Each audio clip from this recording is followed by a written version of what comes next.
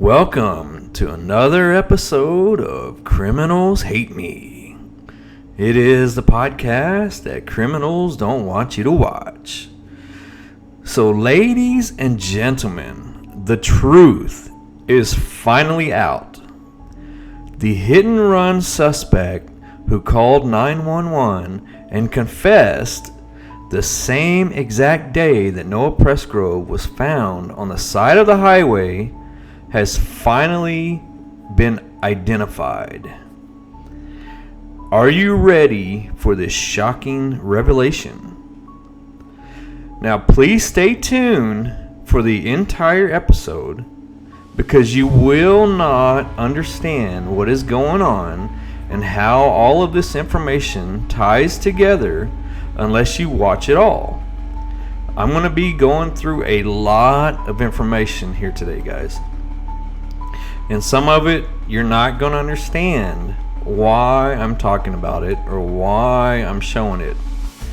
But trust me, once we go through every piece of information that I've uncovered, I'm going to tie it all together for you at the end. So we're gonna go piece by piece, and we're going to start with the 911 call log, okay? And after that, that's going to lead to something else, and then after that leads to something else, because I did a lot of digging into this case over these 911 call logs, and I found a lot of very interesting information, okay?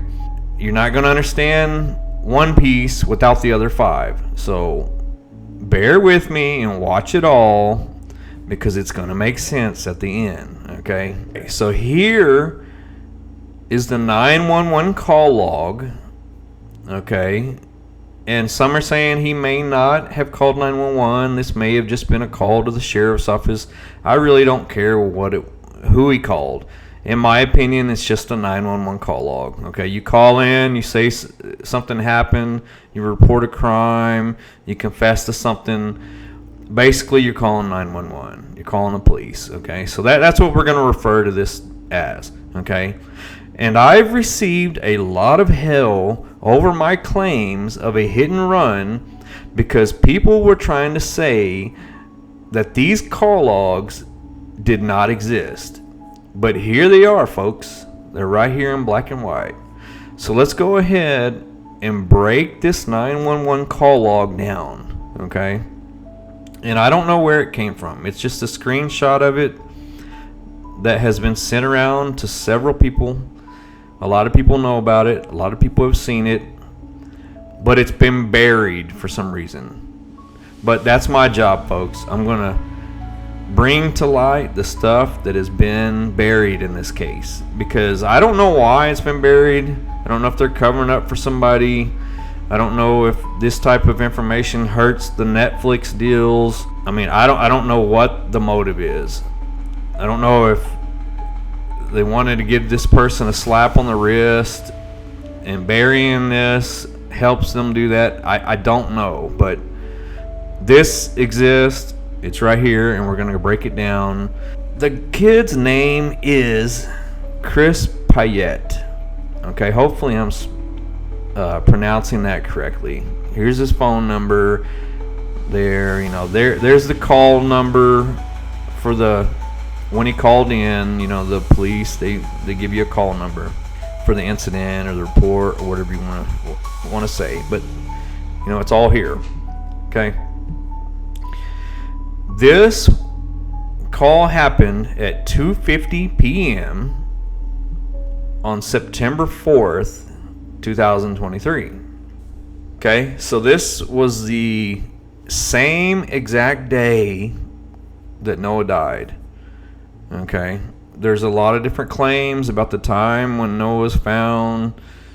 I know Caden says it was around 5 a.m. or 5:15 a.m. Somewhere around there. Then the people who called 911 say it was more like 5:48 a.m. There's a lot of misinformation, and I don't understand why law enforcement hasn't released a proper timeline of exactly when everything happened, since there's so many stories, But he called 911 at 2:50 p.m. just hours later after Noah was found on the highway. Okay? It even gives the license plate number of the vehicle that he was driving. Okay, here's the vehicle license plate. Okay, and this is what the 911 dispatcher typed when he called. Okay, it says, the reporting party states he believes he hit a hog or something this morning, but has found out that his friend may have been hit this morning. He wanted to make sure that he didn't hit him. Okay, then it says that the dispatcher notified officer number 3401, and then they did a tag search for those plates in Oklahoma. Okay, and then officer 3401 states that OSBI is en route to Stevens County Sheriff's Office to speak to Chris Payette, or Payette, however you say it. It could be Payette or it could be Payette. I'm not sure. But this is the call log. It did happen, and here it is in black and white, folks. So he called in and thought he hit a pig. Supposedly there was no pig found. And so he kind of put two and two together. And he was worried sick that he probably hit Noah. He just used common sense and logic and put it all together of where he thought, he hit the hog or the pig, and it was in the same area as where Noah's body was found. Okay? So, I find that very, very, very interesting that he called in and said that. But the case is still unsolved. Okay? Why is it unsolved when you have someone call in and confess? Okay? But here's why. Supposedly, OSBI met him with his truck and examined the truck and supposedly found that there was no evidence that he had hit Noah. Okay? Now, I can understand why they don't think he hit Noah or hit a pig. Okay? Because here's a post from the Oklahoma Highway Patrol back in 2018. Okay? And it says, this is the aftermath of a truck versus a wild hog crash that occurred yesterday. Okay? Can you see what it did to that truck? I mean, those pigs are massive and they weigh a lot, and they can do a lot of damage, okay, to a vehicle. And this is probably what was in OHP's mind when thinking about Chris Payette saying that he hit a pig or something. They're thinking of this kind of damage. But when they looked at his truck, they didn't see any damage at all. None. So I can definitely understand why they didn't think that he hit him or hit a pig. But as I've mentioned many, many times in the past, if his vehicle had those front grill guards on there, it could definitely explain why there was no damage. Okay, because we have the conspiracy theorists in the Facebook groups that think that there was a cleanup, on the highway. But like there was a wreck, they hit Noah, and the damage on the vehicle was cleaned up somehow. But do you really think they would have had time to do that? I mean, I don't know if they would have. It depends on how long Noah was really out there. You know, they could have had time. But anyway, this is what happens when you hit a pig. So I find it very interesting that Chris Payette was very specific when describing what he hit. Why did he think it was a pig instead of a deer? Isn't deer more common out there? Isn't that what gets hit most of the time, is deer? Why? So why did he think it was a pig? You know, that's very, very, very specific, and I'm not understanding why he came out and said he thought he hit a pig when the 911 callers both mentioned they thought that it was a deer. So it's two very different accounts. You know, both 911 callers are saying they thought it was a deer, but this other kid is saying he thought he hit a pig. So those are both conflicting statements, and you just gotta think. You gotta decide which one do you believe. Do you believe the deer story or do you believe the pig story? Okay, and why would one say pig? Why would the other say deer? I mean, to me, that angle is very, very, very interesting, especially when we can see what a pig can do to a vehicle.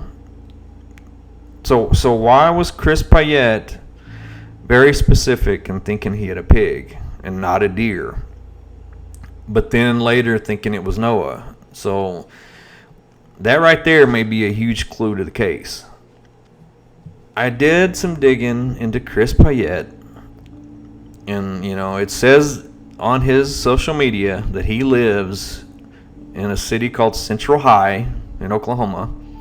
Okay, and his story was that he was driving back from the River Star Casino, driving north up the highway, which makes sense, total sense. It's the path and the route that you would go home. Okay, it's about an hour away from Central High, and so he was leaving the casino that morning, and that's when he thought he hit the pig, and then later discovered he probably might have hit Noah. So my question is, why did he drive all the way down to the River Star Casino from Central High? On the map, you can clearly see there's 5 other casinos that are closer to Central High right there. Okay? So why did you drive an hour south just to go to the River Star Casino?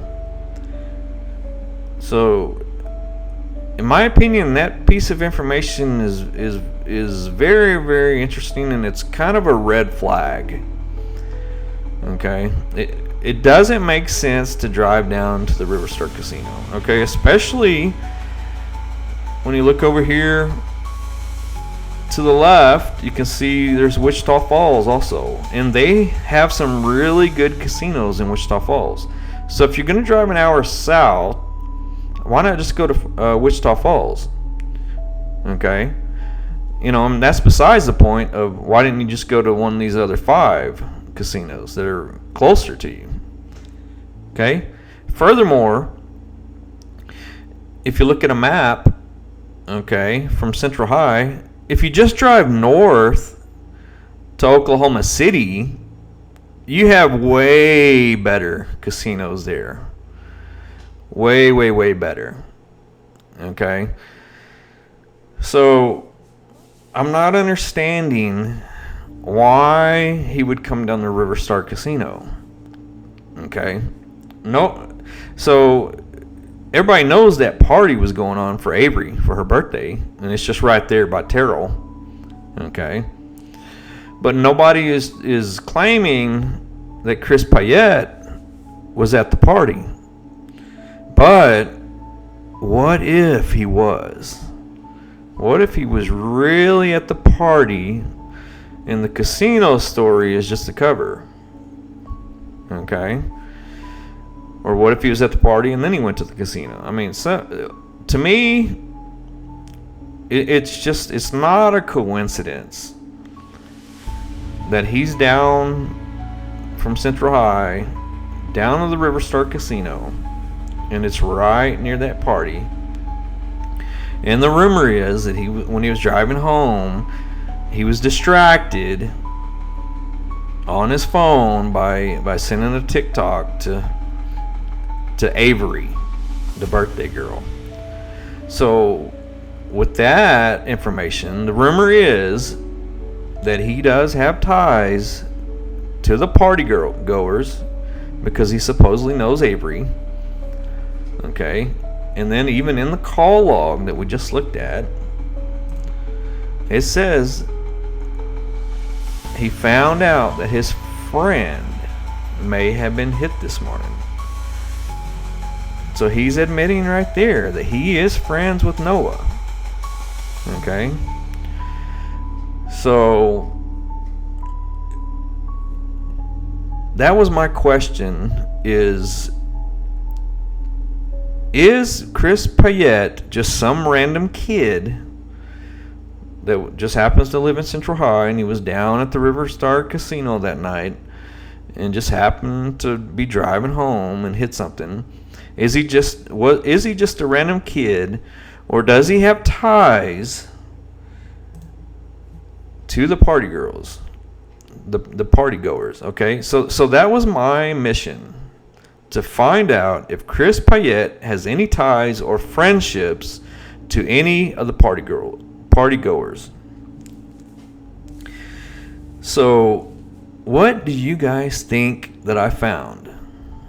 Okay, my research started with finding the TikTok videos of his trucks.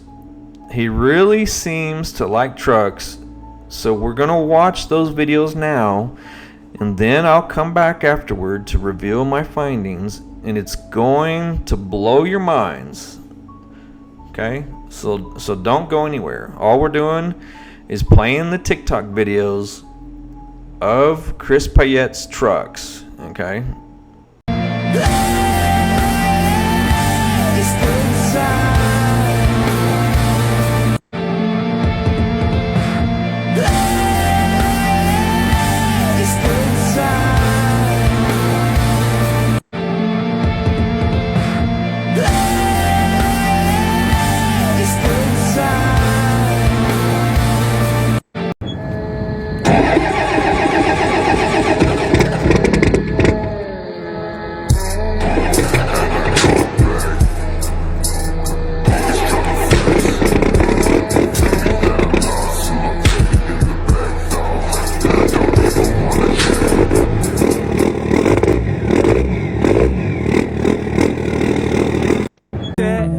You're a player, aren't you? And I bet you got hoes.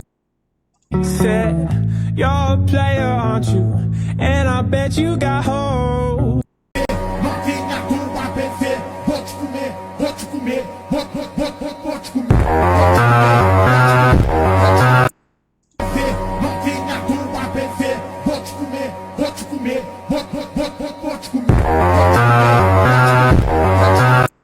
Okay, so after watching those TikTok videos that are connected to Chris Payette, the first two were from his own TikTok channel, and then the other two were from one of his friends that was basically tagging him in these videos. Okay, so in those TikTok videos, I noticed a few things. Okay. Number one, you can see that these kids love their big Dodge trucks, Chevy trucks, whatever. But several of these trucks have those very dangerous front grill guards on them, as I was saying in several other videos. Okay, this white one doesn't, but this one is not Chris's. This one, I think, is a friend of Chris's truck right here. So it doesn't have a grill guard, but I think all of the trucks that were in Chris Payette's videos, they have those front grill guards. Okay, so that's one thing that you notice. The other thing you notice right here is his front license plate. It does say Central High Volunteer Fire Department. So they are connected to someone that works or that helps volunteer for the fire department in Central High, which that's very crucial information, I think, that you have somebody that does that type of work, because some of the first responders to the scene of where Noah was found was a volunteer firefighter. I know that it supposedly was a different county, but all of those guys in Oklahoma know each other. They probably talk to each other, help each other out when fires cross county lines, etc. So I'd be willing to bet that those volunteer firefighters that were helping out at the scene of Noah's death on the highway are connected in some way, in some form, to the same volunteer firefighters that are in Central High. Okay, so that's one connection right there. One possible connection. Okay. Then the other thing you notice is, other than the TikToks that were posted straight from Chris Payette's own account, you have this kid here that's tagging Chris. Okay. The username is That White Cummings 5.9, and the kid's name is Derek Ensminger. Okay, so this is a friend of Chris Payette, Derek Ensminger. So what I wanted to do is I wanted to look into the friends of Chris Payette, but when you go to his Facebook, I guess he has that on private where you can't look and see who he's friends with. So naturally, the only other thing that you can do is you can start looking at the friends list of someone that you know he is friends with. You know, it shows that they're friends on TikTok.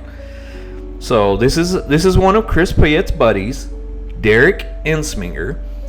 So if I can't look at the Facebook friends list, you know, to see if Chris Payette is friends with any of the partygoers, what I can do is I can look at Derek's Facebook list, okay? Because they're connected, so they're gonna know a lot of the same people. They're gonna have a lot of the same friends, okay? So that's what I did, okay?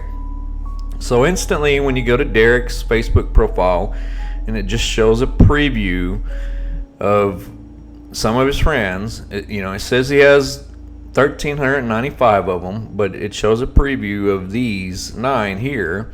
Instantly, you can see Chris Payette's right there with Derek Ensminger, Chris Payette.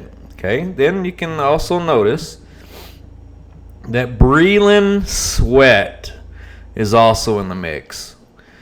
So these 3 are buddies: Derek, Chris Payette, and Breland Sweat. Okay, very, very notable connections right there.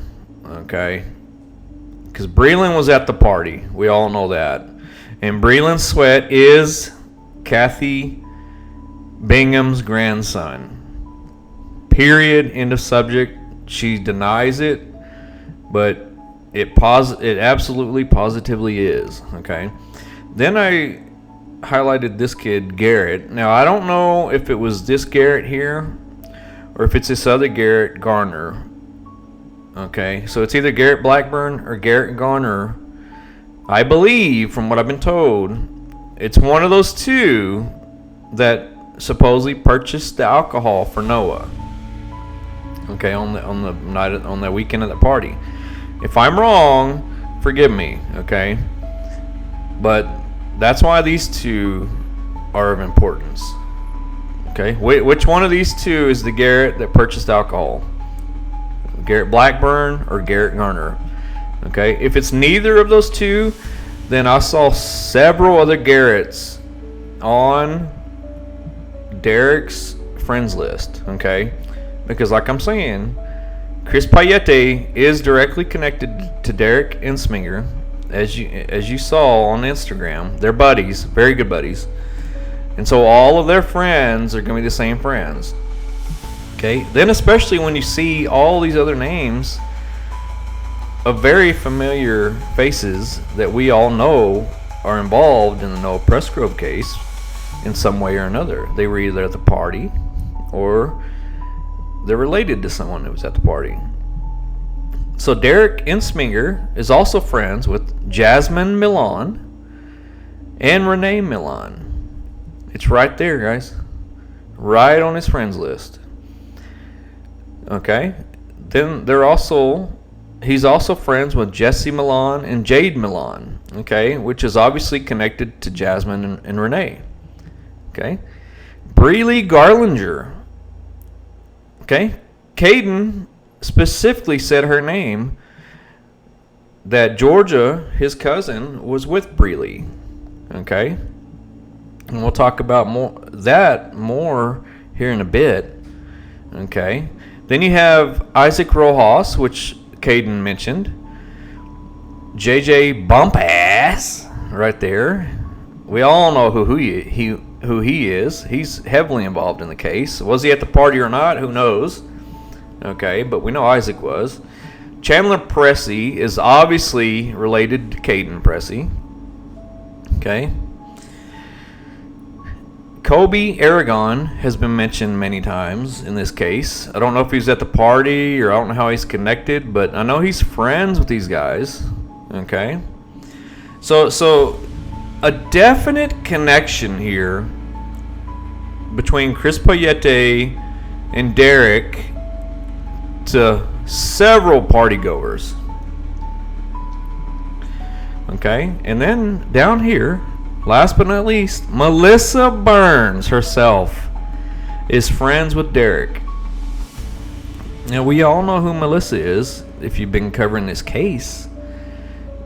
Okay, this is very, very interesting. And guys, my jaw dropped when I saw that Melissa Burns was friends with Derek, who is in turn good friends with Chris Payette and Breland Sweat. I mean, I'm telling you guys, my eyes were wide open when I saw this. Like, something very, very strange is going on here, guys. And we're going to get down to the bottom of it, okay? Because Noah was found dead a mile down the road from the party house. Okay, that in itself is very, very, very strange, because Google Maps is saying that it would take 24 minutes to walk from the party house down to that area where he was found dead. Okay, not to mention that he was drunk. Okay, he had alcohol in his system. So it's going to take longer than 24 minutes. So that in itself is a very strange fact that he was found a mile down the road, okay? But the significance of that is that not only was he found a mile down the road, some other very strange stuff happened a mile down the road. Per Caden in his interviews, okay, he states that Breely in Georgia were a mile down the road because their location was being tracked, and that Alicia was tracking her, and Alicia and Melissa, which Melissa is Georgia's mom, got in their vehicle and came to pick up Georgia right there a mile down the road. Okay, now there's other stories that someone else came to pick up Breely. She was a mile down the road and parked her car there, and she was picked up and someone else drove her car. I mean, there's a lot of confusion going on about the story. You know, Breely and Georgia a mile down the road getting picked up, and then Melissa and Alicia and Alicia's Camaro, but then she's saying she wasn't in the Camaro. I mean, something is wrong with this whole mile down the road story, guys. Okay. But the point is, these 4 people have been named as people who was a mile down the road in the same area where Noah was found dead. But supposedly it was hours earlier, before the 911 callers arrived, before first responders and law enforcement arrived to the scene of the crime. These 4 were supposedly there. That's just the 4 that we're being told was there. It could be more. Okay? And then Chris Payette comes along and claims that he hit something in this general area a mile down the road while driving home from the casino. So there sure is a lot of stuff happening a mile down the road, guys, isn't there? It's very, very, very odd. So let's wrap all of this information up and tie it all together. Because in my opinion, this whole situation can be boiled down to this very simple and easy 3-step process that I just showed you guys here. And the only hard part is going to be to try to figure out if Chris Payette really is telling the truth that he did indeed hit Noah. Because now it sure does seem plausible after seeing all of these connections. Because, ladies and gentlemen, there are some of us who believe that he was hit, okay, that it was a hit and run that was covered up. That's what a lot of us believe, okay? Now, I'm wondering, was Chris Payette actually at the party, okay, and left earlier than he's saying, okay? Because a lot of the evidence is pointing to that Noah was probably out on that road a lot earlier than the 911 callers are saying that they found him. Okay, he could have been there several hours earlier. Okay, there's just a lot of evidence and circumstantial stuff that kind of points to that he was there earlier. Okay, and so now what if he got hit hours earlier? Okay, let's say Chris Payette hit him when he was driving home, or maybe he was coming south to the casino or to the party, and maybe he got hit then. And what if there was a cover-up? Okay, and who could he have called for this cover-up? Okay, because I find it very odd, the whole thing about Breeley in Georgia. From day one, guys, this is what got me booted from all the Facebook groups. This is what got me in a lot of heated arguments, and a lot of people in the case started hating me just immediately. Okay, is because I started pointing fingers at this mile down the road thing with Breeley in Georgia. The whole story, from the moment I heard it, did not make sense. Okay, I was one of the first to make a big deal out of this Breeley in Georgia story down the road. Okay, and now when you find out that Chris Payette called 911 and told law enforcement that he thinks he hit Noah, okay, he's buddies with Breland Sweat, who is tied to Kathy Bingham, the one who's investigating the case. And then he's tied to Derek Insminger, who is buddies with all these people who were at the party who could have helped cover it up. Okay? He's buddies with Breeley, who for some reason had to stop a mile down the road and have to have somebody come and pick her up to drive her car home. And then they had to pick up the person that Breely had in the car with her. This is Georgia's mom right here. Supposedly she had to come from Duncan to pick up Georgia a mile down the road. Now, what in the hell happened a mile down the road?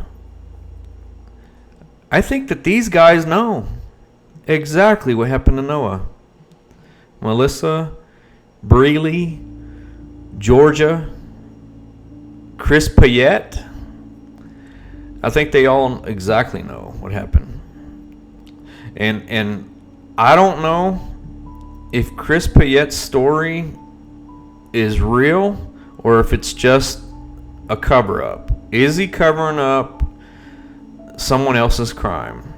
Is he trying to take the fall? Or, from the beginning when he called that same day, was that his purpose? Was that his motivation? Was he trying to cover for somebody? Okay. So we have a lot of possibilities. Did Chris Payette actually have a hit and run? Or did Breely have a hit and run? Because it sure is odd that Melissa and Alicia came to the rescue. Especially at 3 a.m. Something is very, very off here, guys. Especially when you look at all of the connections with all the people at the party. This guy, nobody's heard of this Chris Payette guy. But now, it's going to open up a whole world of possibilities. It's going to open up Pandora's box now that I'm releasing this video. Because now everybody knows Chris Payette is connected to Jasmine and Renee and Isaac and Caden's family member here. I don't know, cousin, brother, whoever this is. And to JJ Bump Ass and to Kobe and Breely and all of these. And Breland and to whichever Garrett purchased the alcohol. What was the motivation here? Okay, I think Chris Payette tried to do the right thing. If he was really telling the truth, he did the right thing. He called law enforcement. He was trying to take accountability. He was going to be held accountable, but law enforcement did nothing. They excused the hit and run theory, and they said, nope, this was not a hit and run, and there's no evidence on your truck. Okay. So is that really true, that there's no evidence? Did they do geofencing and track Chris Payette's phone through cell tower pings? Did they do the investigation properly to really rule him out? So did he make the story up to try to cover for someone else? Is that what's going on here, guys?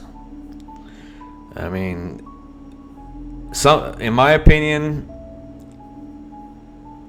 there was a hit and run and there was a cover up, and we just got to figure out who did it and why.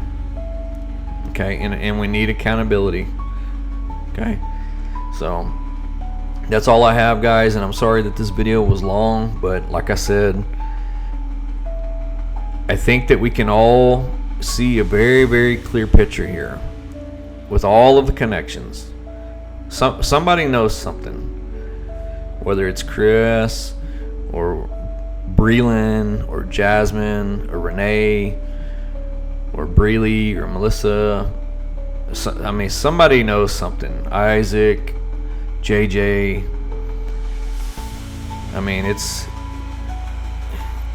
just very, very sad, guys. Very sad situation.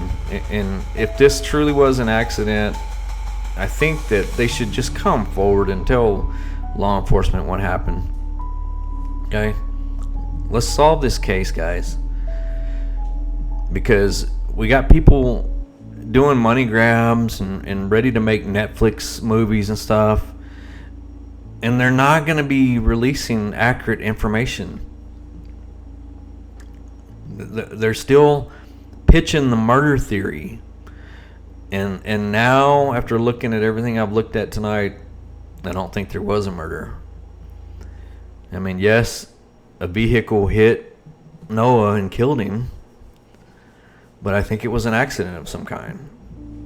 And I think that somebody's trying to avoid liability, whether they were drunk driving or whether they were racing on the highway or whether they were underage. I mean, they're trying to avoid some kind of a liability somewhere. Whether, it's the guy who bought the beer for Noah, somewhere, somehow, somebody's trying to avoid liability. And guys, I'm sorry this video's long, but all of this needed to be said because no one else but me has pointed all of this out. Okay? But I think that people know this information. Okay? I don't think that there's certain people that I don't think I'm telling them anything new. They've known all of this from day one. They've known all of these connections. So why did it take someone like me, a random podcaster, to lay all of this factual information out and all these connections? A year later, Noah died last September. It's now been a year and a month. So why am I having to uncover all of this? That's a real tragedy, guys. But I hope the work I've done tonight will help someone move the needle towards closure in this case. Because I truly believe that Chris Payette calling 911 and giving his confession somehow, some way is going to solve this case. Either he really did hit Noah and he's taking the blame, or he knows what happened to Noah and he's making up this story to cover for the person who really did the hit and run. So that's all I have, guys. If you have any comments or anything, leave them, and let's get this case solved, guys. Talk to you later.